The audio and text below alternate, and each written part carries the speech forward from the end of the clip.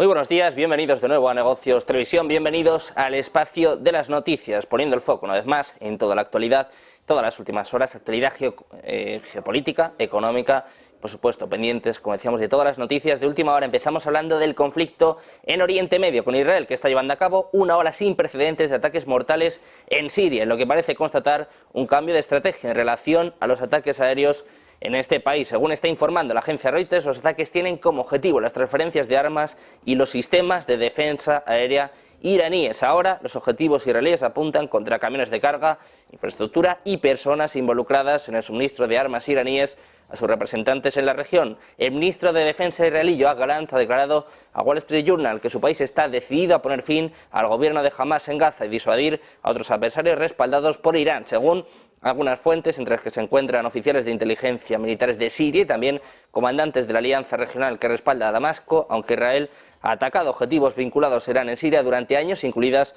algunas áreas donde el grupo armado libanés de Hezbollah ha estado activo. Ahora está desatando ataques aéreos más mortíferos y frecuentes.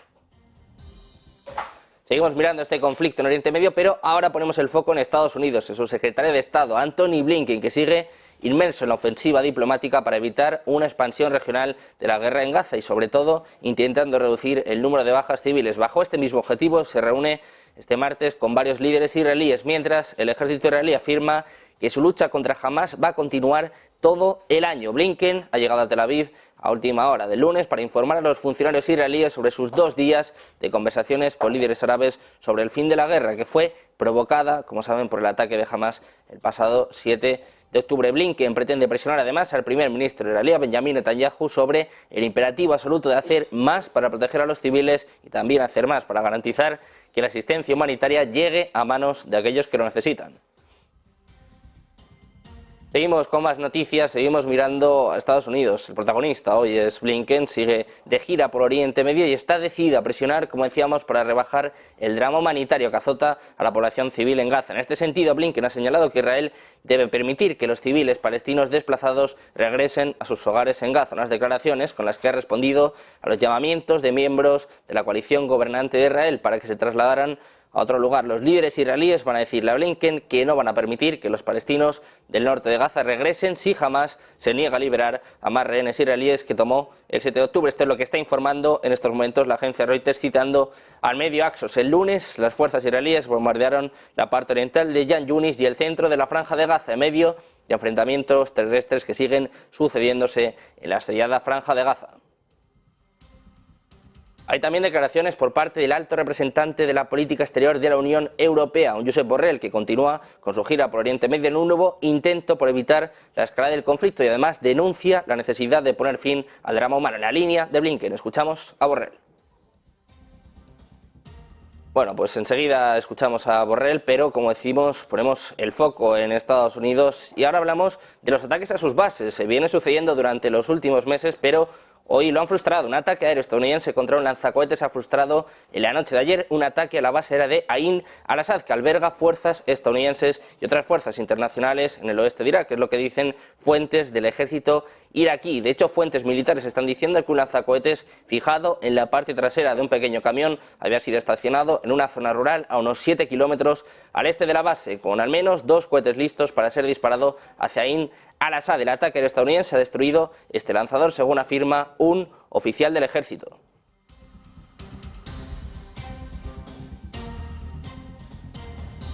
Como decíamos, hoy la diplomacia es protagonista en este conflicto en Oriente Medio. Hablábamos de Blinken, que está de hecho reunido en estos momentos con el presidente israelí, con Isaac Herzog. También está haciendo declaraciones, como decíamos, el alto representante de la Unión Europea, Josep Borrell, que pide poner fin al drama humano en Gaza. Le escuchamos. We meet with Prince Faisal and discuss with him on the Gaza war and on its impact on the region and beyond. You know, regional escalation is a real risk, and we need to do everything in our power, together with the Arab partners, to avoid this escalation. And this is why I was in Lebanon, and why I'm here today in Saudi Arabia. By the way, it is my 4th trip in the regions, the 7th of October. We need to stop the human tragedy unfolding in Gaza. We need an immediate humanitarian pause leading to a more sustainable one, and for hostages to be released. Gaza needs desperately humanitarian access, and they need it now. Gazans are in despair. They cannot wait for the day after. For them, the day after.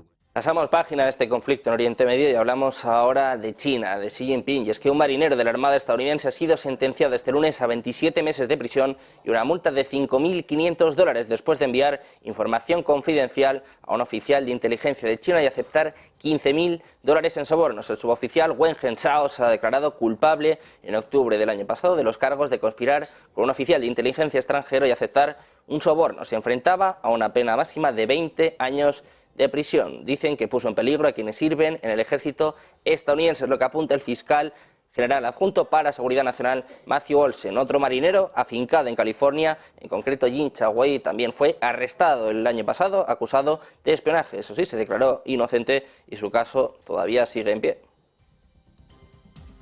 Miramos ahora a Taiwán, hablamos del candidato del partido del gobierno en las próximas elecciones de Taiwán, hablamos de Lai Ching-te, que ha dejado patente que de resultar elegido va a seguir ampliando las relaciones con Occidente y fortaleciendo los lazos comerciales con esta zona económica, frente al intento de China de aislar a su país. Al mismo tiempo, también asegura que mantendrá el status quo con Pekín. El gigante asiático considera la isla como parte de su territorio y, de hecho, ha aumentado el envío de globos espía y barcos a esta zona que sigue en disputa.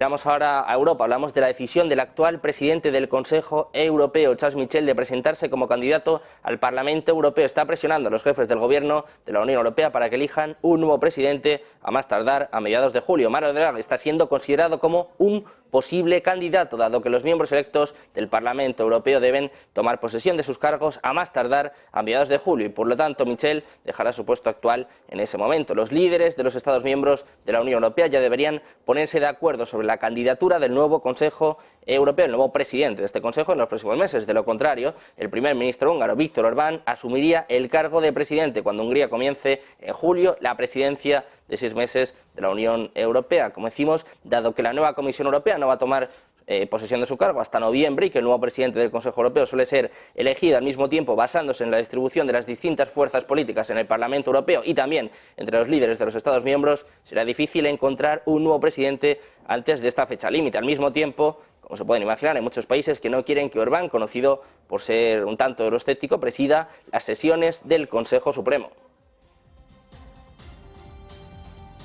Precisamente hablamos de Orbán, hablamos de Hungría, que podría levantar su veto al proyecto de financiar a Ucrania con cargo al presupuesto de la Unión Europea en el caso de que esta ayuda se revise anualmente. Es lo que está escribiendo en estos momentos el medio político. Una medida de este tipo le daría a Orbán la oportunidad de obtener concesiones por parte de Bruselas. Sin embargo, la Unión Europea está en contra. Dice que el presupuesto es una estructura plurianual y que no hay posibilidad de cambiarlo anualmente. Seguimos a vueltas con el veto a la financiación de Ucrania por parte de Hungría y con movimientos por parte de la Unión Europea para intentar suavizar su postura, aunque ya saben que Orbán desde luego no cede. Precisamente hablando de Ucrania, ponemos el foco en el conflicto en Ucrania con movimientos importantes en los últimos días, en las últimas semanas, con la toma de Marinka por parte de Rusia y ahora, ojo, porque las tropas rusas están mejorando su posición táctica cerca de Georgievka y de Bogdanovka, en el área de Donetsk. Es lo que está diciendo a la agencia TASS Vadim Astafiev, el portavoz del grupo de batalla de Rusia Sur. Dice que las unidades del grupo de batalla del Sur, apoyadas por ataques aéreos y fuego de artillería, han mejorado la situación táctica en las zonas de Georgievka y Bogdanovka. Derrotan, además, dicen, las acumulaciones de mano de obra y equipo de los ucranianos 24, 28, 42 y 93 mecanizados. Dice, además, que la Brigada de la Defensa Territorial está cerca de Torés, Andreyevka, Kleshchevka y Krasnoye, es lo que está diciendo el propio Astafiev. Según sus palabras, Ucrania habría perdido más de 250 militares, así como 2 tanques, 3 vehículos blindados de combate, 2 vehículos y 2 obuses de 30 de 122 milímetros. Dice además que los sistemas de defensa han derribado 4 drones ucranianos cerca de los asentamientos de Pesky en la República Popular de Donetsk. Seguimos hablando de este conflicto y seguimos hablando de Rusia. Es que la defensa antiaérea de Rusia ha derribado 10 objetivos cerca de Belgorod, es lo que ha dicho el gobernador de unidades de defensa antiaérea rusa. Dice que han derribado este lunes 10 objetivos aéreos que se aproximaban a la ciudad de Belgorod, cerca de la frontera ucraniana, Eso sí, apunta que 3 residentes han resultado heridos en estos bombardeos, es lo que ha dicho el propio gobernador regional Vyacheslav Gladkov, que además ha escrito en la aplicación de mensajería de Telegram que habían estallado las ventanas de 2 edificios de apartamentos de varias plantas y que varios coches habían resultado dañados en este ataque. Belgorod, como saben, ha sido objetivo de ataques ucranianos en las últimas semanas. De hecho, a finales del mes pasado, un ataque con misiles y aviones no tripulados acabó con la vida de 25 civiles, entre ellos 5 niños. Seguimos mirando a Rusia y hablamos ahora del portavoz del Kremlin, de Dmitry Peskov, que se ha negado a comentar las afirmaciones por parte de Estados Unidos y de Ucrania de que Rusia había disparado misiles norcoreanos contra objetivos ucranianos en los últimos días. Peskov, como pueden imaginar, no quiso hacer valoraciones sobre este tema, pero eso sí, dijo que Ucrania ha atacado objetivos civiles rusos utilizando misiles procedentes de múltiples países occidentales. Precisamente hablamos de esta acusación por parte de Rusia, que dice que Ucrania está bombardeando con municiones de racimo las instalaciones civiles en territorio ruso, es lo que ha declarado hoy mismo el portavoz del Kremlin, Dmitry Peskov. El gobierno de Kiev dice no tiene reparos en bombardear objetivos civiles, no tiene reparos en utilizar munición de racimo, en disparar contra el centro de la ciudad. Dice Peskov, insisto, no contra instalaciones militares, sino contra el centro de la ciudad, donde no hay instalaciones militares, es lo que ha dicho Peskov a los periodistas. Además, ha señalado que los territorios rusos, en particular la región de Belgorod, permanecen bajo constantes bombardeos con proyectiles y misiles producidos por Alemania, Francia, Italia, Estados Unidos y otros países occidentales. Moscú acusa a Ucrania de estar atacando con municiones de racimo y además de estar atacando instalaciones civiles.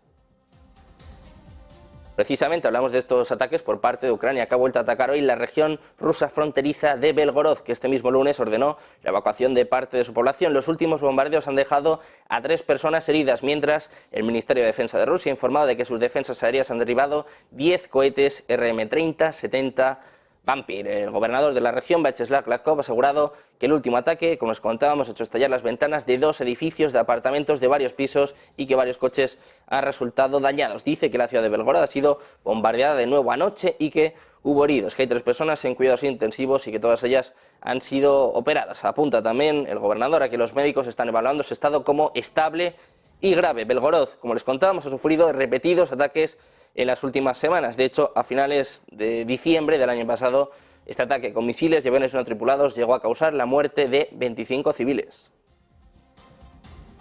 Miramos de nuevo a Ucrania, hablamos de las defensas aéreas ucranianas que están en duda después de una avalancha de ataques rusos con misiles y drones que tuvieron gran éxito. El ejército ucraniano tuvo uno de sus peores días de toda la guerra después de que el 60% de los ataques aéreos rusos escaparan de las defensas este lunes. Es lo que apunta un informe del Kiev Post. El devastador asalto se produjo tras importantes ataques aéreos rusos el 29 de diciembre y el 2 de enero, cuando funcionarios ucranianos afirmaron haber frustrado hasta el 81% de este bombardeo. Los ucranianos pasaron esta mañana en refugios, es lo que escribía el Ministerio de Defensa de Ucrania en una publicación en X. Apuntan además a que había que detener el terrorismo por parte de Rusia. Seguimos mirando a Ucrania y hablamos en este caso de ciberataques, y es que Ucrania habría repelido los ciberataques masivos rusos contra los sistemas de pago estatales por segunda semana consecutiva, es lo que informa el parlamentario Danilo Hetmantsev. Apunta, en este caso además, que es precisamente el hombre que preside la Comisión Parlamentaria de Finanzas, Impuestos y Aduanas, asegura en la aplicación de mensajería de Telegram que los piratas informáticos rusos habrían intentado destruir sistemas vitales para los pagos del presupuesto ucraniano. Además, añade que los ataques han sido repelidos con éxito por parte de Ucrania. Pendientes de más noticias, de más actualidad, de más últimas horas, hacemos una breve pausa, un breve parón, un par de minutos y enseguida volvemos con toda la información aquí en Negocios Televisión.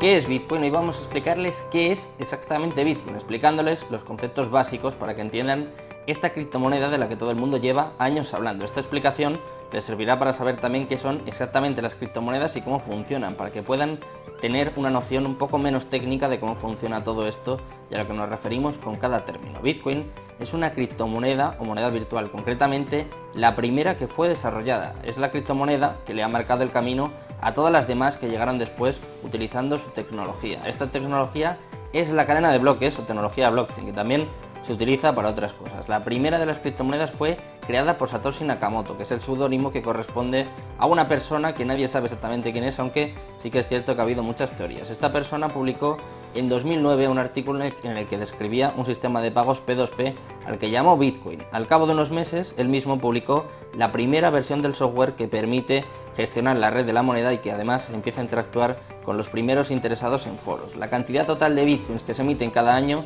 está determinada por su algoritmo y pasa lo mismo con el resto de criptomonedas. Bitcoin está desarrollado para que cada 4 años se reduzca por 2 su producción y para que solo se emitan un total de 21 millones de bitcoins. Después simplemente dejarán de crearse. Esto es una diferencia fundamental con las monedas convencionales, puesto que los bancos modifican su valor a su libre albedrío. Por lo tanto, las monedas se pueden devaluar, mientras que Bitcoin quiere ofrecer algo más de estabilidad. En definitiva, entre los usos más destacados de Bitcoin cabe mencionar los siguientes, como por ejemplo pagar utilizando estas propias criptomonedas, obtener intereses por los bitcoins que poseas, algo similar al concepto de un depósito bancario, también obtener un préstamo utilizando como garantía tus bitcoins, cubrir tu exposición financiera con derivados en mercados regulados y por último obtener réditos de inversión mediante la compra-venta de bitcoins, al ser un activo que teóricamente tiende a revalorizarse en un escenario de demanda constante.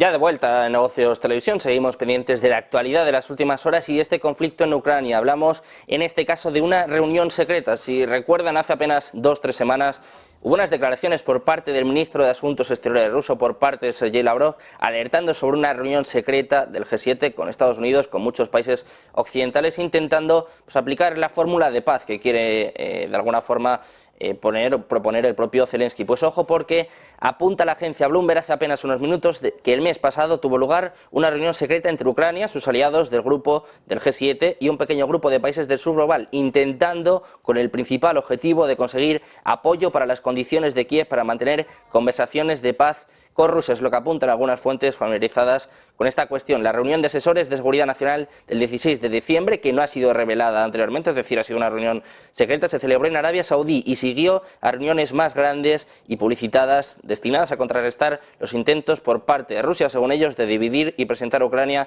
y sus aliados como que no están dispuestos a llevar a cabo este fin de la guerra. El secreto tenía como objetivo, en parte, hacer que los países participantes estuvieran más cómodos en esta reunión, y el formato más pequeño apunta a Bloomberg a que permitió una discusión más libre y franca sobre la llamada fórmula de paz de Ucrania y los planes para hacer avanzar ese proceso, así como los planes para una posible interacción con Rusia en el futuro. Como les decíamos, Lavrov alertaba hace apenas un par de semanas de esta reunión secreta del G7 que ya confirma la agencia Bloomberg con Estados Unidos, con países occidentales, países también de sur global, según dice la agencia Bloomberg, y con el objetivo de que cale la fórmula de paz que quiere instalar el propio Zelensky. Seguimos pendientes de estas noticias y pendientes también del portavoz de la Fuerza Aérea de Ucrania, de Yuri Ignat, que ha asegurado que su país tiene déficit de misiles antiaéreos guiados. Ucrania, que ha dependido en gran medida de la ayuda militar y financiera de sus aliados occidentales desde el inicio de esta guerra, sigue en este caso preocupada, ¿no?, por este retraso del desembolso de importantes paquetes de ayuda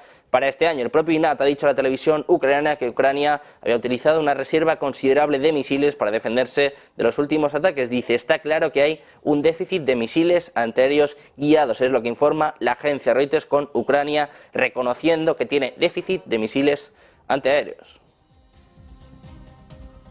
Pendientes también de las palabras de Kuleba, del ministro de Asuntos Exteriores ucraniano. Ojo, porque apunta que los 235.000 millones de libras, es decir, 300.000 millones de dólares de activos rusos que han sido congelados en Europa desde el comienzo de la guerra con Ucrania, podrían llegar a cubrir el 80% de los costes de la reconstrucción de Ucrania. Es lo que dice el propio Kuleba, que además ha apuntado en una entrevista con el periódico español El País que tiene sentido que Rusia pague. Dice: sucederá al 100%. La pregunta es ¿hasta qué punto sucederá? Porque hay tres elementos: los activos congelados en sí, los ingresos sobre los activos y los impuestos sobre estos ingresos. Sin embargo, dice Kuleba, va a suceder porque tiene sentido que Rusia pague y hay suficientes activos congelados para abordar la reconstrucción de Ucrania. Apunta además Kuleba, añade que estiman que la cantidad total de activos congelados equivale a más del 80% de su demanda de reconstrucción.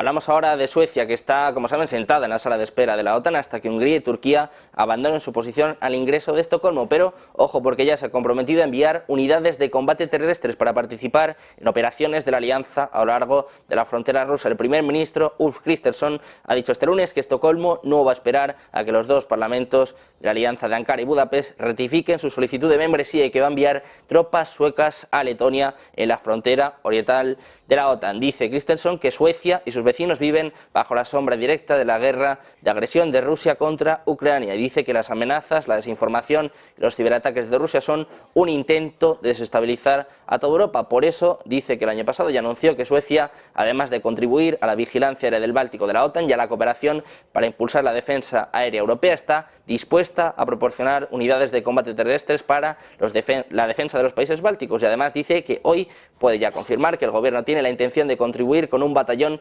reducido, eso sí, a las fuerzas lideradas por Canadá en Letonia.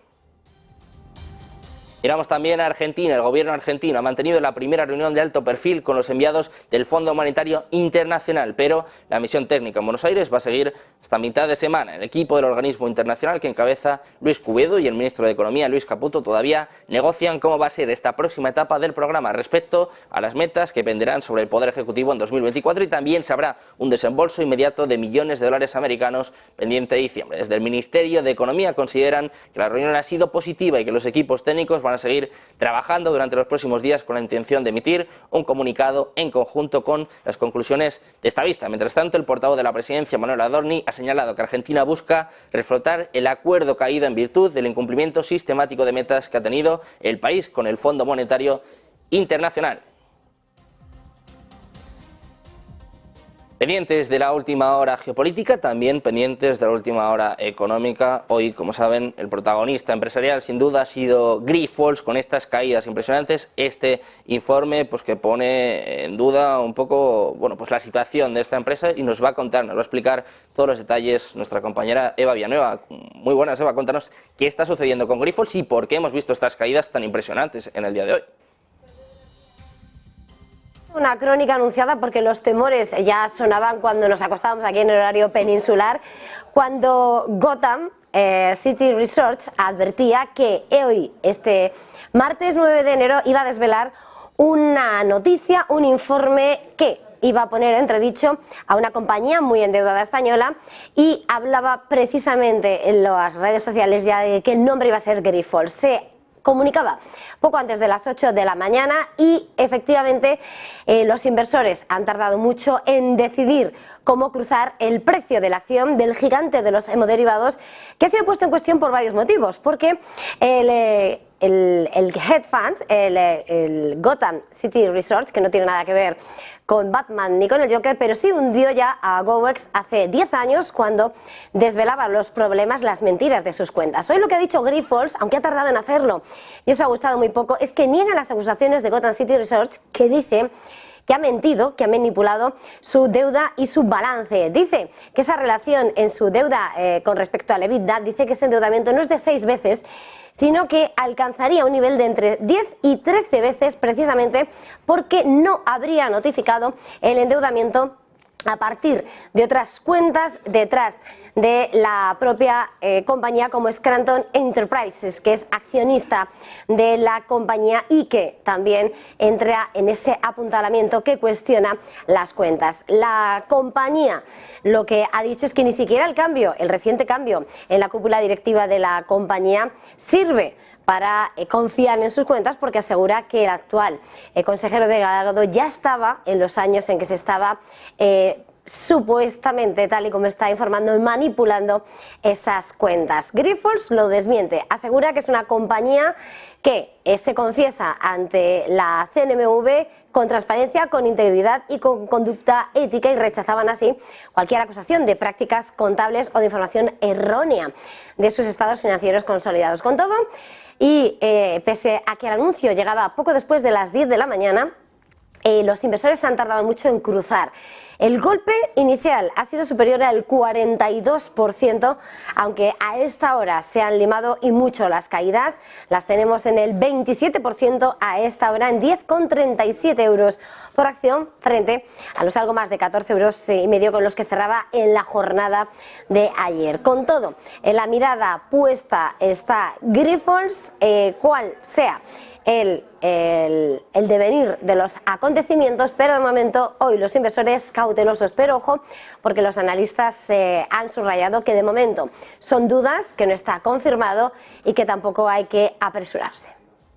Bueno, pues pendientes de Grifols, de su evolución durante el día de hoy, también de lo que diga, de lo que tenga que decir la CNMV. Pendientes, por último, de Francia. Antes de despedirnos les contamos una última hora. Ayer les contábamos la crisis de gobierno que tenía el propio Macron, con la dimisión por parte de Elisabeth Borne, y ya tenemos sustituto. Hablamos de Gabriel Attal, de 34 años, ojo, porque va a ser el primer ministro francés más joven de la historia. Como decimos, es el más joven de la Quinta República y además, ojo, porque además es el primero declaradamente homosexual. Attal, hasta ahora ministro de Educación, le llaman el mini Macron, y con esta designación se sitúa en primera fila para su sucesión como candidato de Renacimiento en 2027. El presidente francés, Emmanuel Macron, en caída libre en las encuestas, para que se hagan una idea, apenas tiene un 27% de apoyo, según la última encuesta del SECOS. Ha sacrificado a Borne, a la segunda mujer, como primera ministra, apenas 20 meses después de su nombramiento. Eso sí, va a seguir ocupando su escaño como diputada por Calvados en la Asamblea Nacional. Finalmente, Macron, que llegó al poder con apenas 39 años, ha decantado por el miembro de su gobierno más popular, aunque algunos le consideran demasiado joven. Hasta ahora, el primer ministro de menor edad era Laurent Fabius, que tenía 37 años cuando fue designado en 1984. Pendientes de la última hora en Francia con este nombramiento del nuevo primer ministro francés, pendientes de la actualidad económica. Hacemos una breve pausa, unos minutos, y enseguida volvemos con todo el análisis. Enseguida comienza Ponte en Acción, de la mano de Eva Villanueva.